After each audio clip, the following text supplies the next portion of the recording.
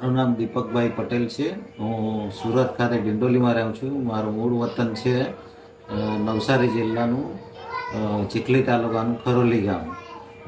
મારી પુત્રી હેતવીએ વશિષ્ઠ ટ્યુશનમાં એડમિશન લીધું છે.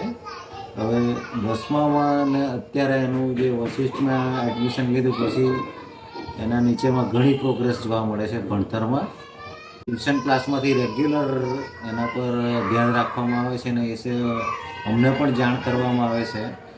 ટ્યુશનમાં રેગ્યુલર સમયે એની એક્ઝામ લેવાય છે. બરાબર એનું ભણતરનું ધ્યાન રાખવામાં આવે છે.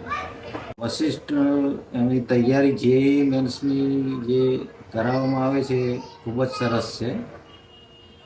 એનાથી વિદ્યાર્થીને અત્યારથી એકદમ કરાવે તો ઘણો ફાયદો છે.